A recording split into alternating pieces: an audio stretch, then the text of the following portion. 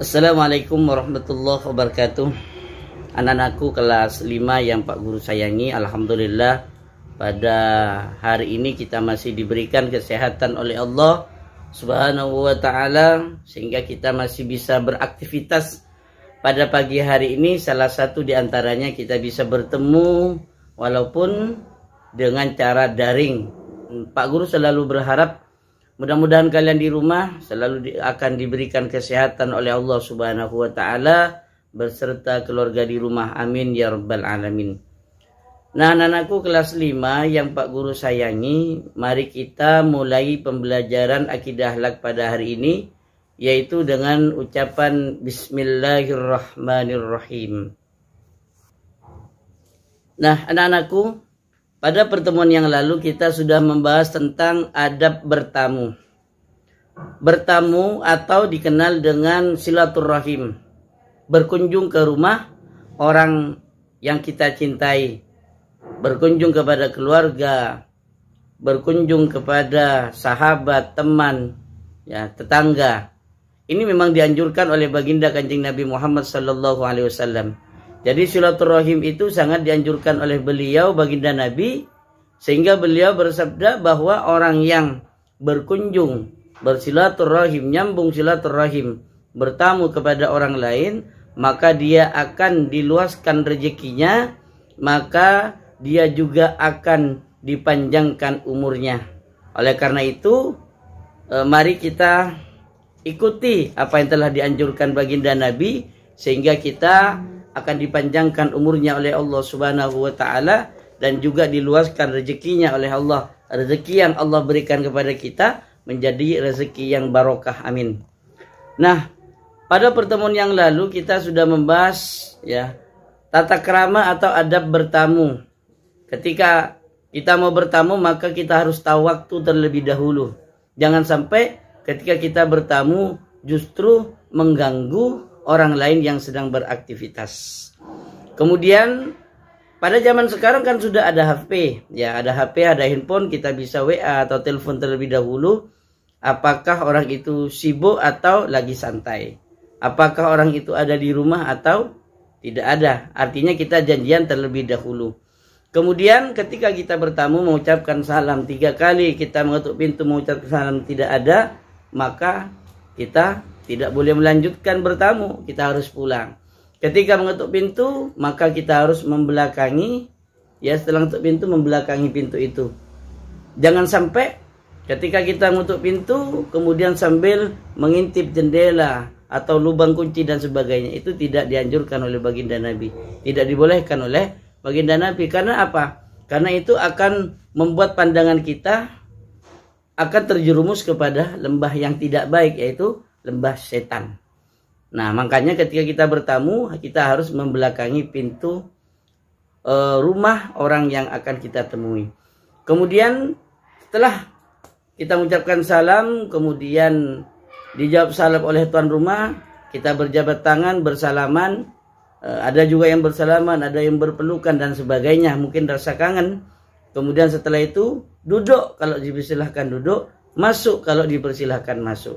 Kalau ada hidangan, jangan mengambil hidangan terlebih dahulu sebelum itu dipersilahkan. Kemudian setelah itu yang terakhir ketika mau pamit pulang, maka kita harus pamitan. Jangan sampai nyelonong begitu saja. Karena kalau nyelonong berarti tidak jauh beda dengan maling, orang yang berbuat jahat. Nah, selanjutnya selain kita tahu beradab bertamu, maka kita juga harus tahu adab menerima tamu. Ya, ketika menerima tamu maka kita layani tamu dengan baik. Kenapa? Karena tamu itu adalah rezeki bagi kita, ladang ibadah bagi kita. Oleh karena itu ketika ada orang yang datang ke rumah kita, maka kita layani dengan baik. Kalau ada hidangan, monggo kasihkan hidangan. Kalau tidak ada lagi yang lain, bisa air. Ya, apalagi ada yang lain dibelikan dan hidangan yang lain itu luar biasa.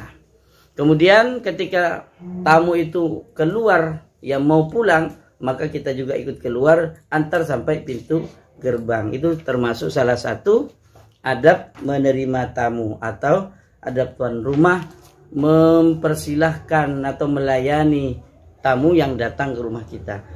Kemudian selanjutnya yaitu hikmah. Hikmah yang luar biasa yang sangat kita dapatkan nanti, yaitu sabda baginda Nabi, dipanjangkan umurnya dan diluaskan rezekinya. Dan juga silaturahim atau bertamu ini merupakan wadah sarana untuk saling mempererat hubungan di antara kita. Dengan bertamu maka pekerjaan yang biasanya tidak ada pekerjaan, akhirnya bisnis itu terdapat, atau kita tahu kita ketemu dengan bisnis ketika kita silaturahim. Dan juga menyelesaikan masalah silaturahim ketika lama tidak bertemu atau mungkin tidak ada tegur sapa, dengan bertamu insya Allah akan selesai. Dan juga ketika kita bertamu itu akan mempererat tali persaudaraan di antara kita. Nah, coba kalian kemudian buka buku LKS-nya halaman 43. Di situ setelah kita mempelajari tentang adab bertamu, maka selanjutnya kita akan bahas tentang adab berteman. Adapun tujuan pembelajaran kali ini dengan materi adab berteman, Pak Guru berharap kalian semuanya dapat mempraktekkan bagaimana berteman dengan baik. Ingat, ketika kita berteman, ya, jangan sampai kita membeda-bedakan teman. Artinya, jangan sampai kita melihat status sosialnya. Karena anak orang kaya, kalian jadikan teman. Karena anak orang miskin, kalian tidak mau berteman dengan orang yang miskin. Tidak. Justru, maka kita sebagai manusia, ya, yang saling membutuhkan. Zon politikon. Manusia adalah makhluk sosial. Maka manusia harus saling membutuhkan satu dengan di antara yang lain. Karena manusia itu tidak bisa hidup sendiri tanpa kerjasama dengan orang lain. Manusia itu makhluk sosial. Semua butuh kepada manusia. Butuh untuk kerjasama. Itulah sunnatullah. Allah memerintahkan kepada kita, ya, ta'awanu 'alal birri wat taqwa wa la ta'awanu 'alal itsmi wal 'udwan. Kita diperintahkan oleh Allah untuk saling berhubungan, saling tolong menolong. Tapi ingat, tolong menolonglah dalam hal yang baik. Ya. Jangan sampai tolong menolong dengan hal yang tidak baik. Ya. Tolong menolong birri wat taqwa wa la ta'awanu 'alal itsmi wal 'udwan. Jangan sampai tolong menolong hal yang tidak baik. Dan ingat, ketika kita berteman, maka hati kita harus ada niatan berteman karena Allah. Bukan berteman karena dia pandai, bukan berteman karena dia kaya, tidak. Tapi bertemanlah karena Allah, karena kita diperintahkan oleh Allah untuk saling bersama, saling menolong. Itu tujuan kita yang awal. Kalau kita sudah ada embel-embel yang lain karena itu kaya, maka kita akan memanfaatkan kekayaan teman kita. Kalau orang teman kita itu pintar, maka kalau niatan kita karena dia pintar, maka suatu saat kita akan memanfaatkan kepintarannya. Ya, tapi kita harus ingat di dalam hati kita bahwa kita berteman karena Allah, sehingga tidak akan melihat status sosialnya, apakah itu orang miskin ataupun orang kaya, apakah itu rakyat biasa ataupun seorang pejabat. Dan diantaranya kita adab berteman juga kita harus pilah-pilih. Artinya pilah-pilih itu kita harus bisa memposisikan teman kita. Ya. Kita harus bisa memposisikan teman kita. Ketika kita berteman, maka carilah teman yang baik. Yang kita akrabkan itu teman yang baik. Bukan justru teman yang tidak baik tidak kita jadikan teman, tidak.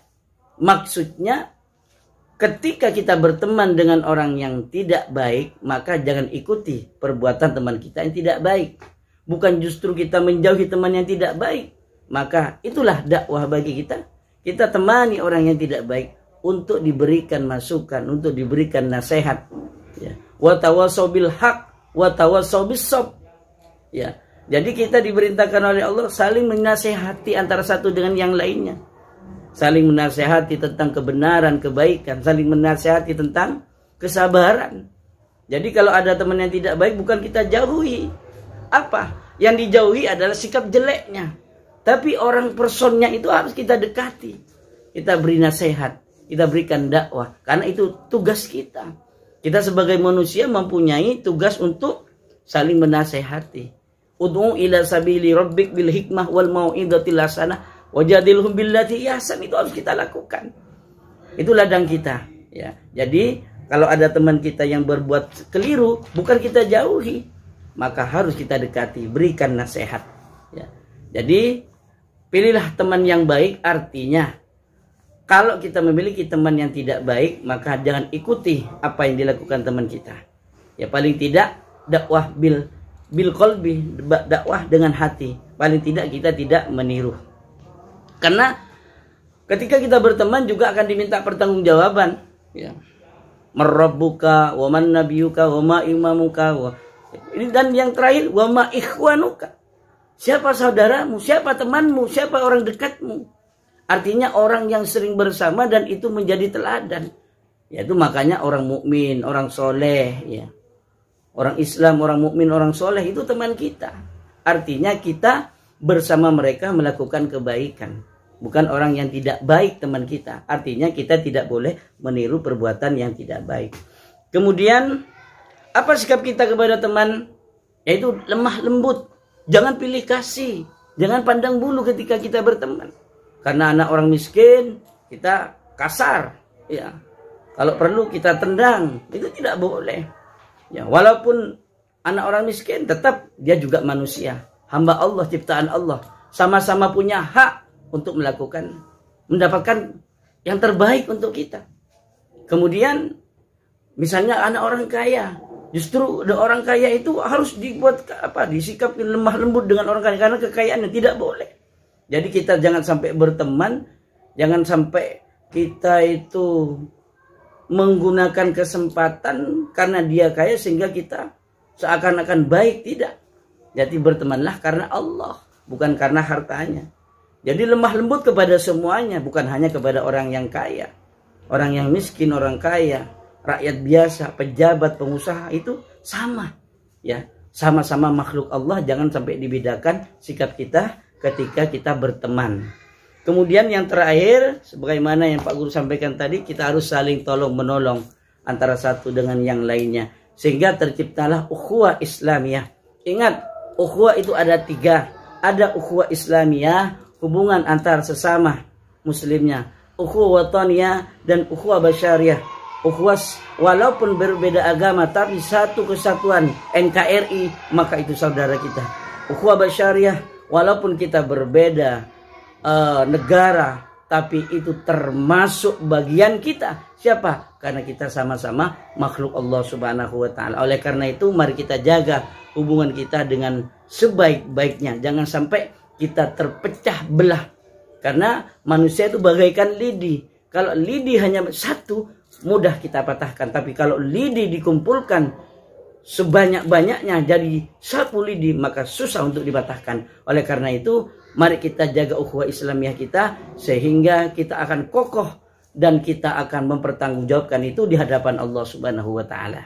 Nah, itulah anak-anakku kelas 5 yang Pak Guru sayangi. Kalian nanti kerjakan di rumah halaman 44 ya. Halaman 44 kerjakan di rumah, dan juga halaman 47 kalian kerjakan di rumah. Semua uraian kerjakan di rumah.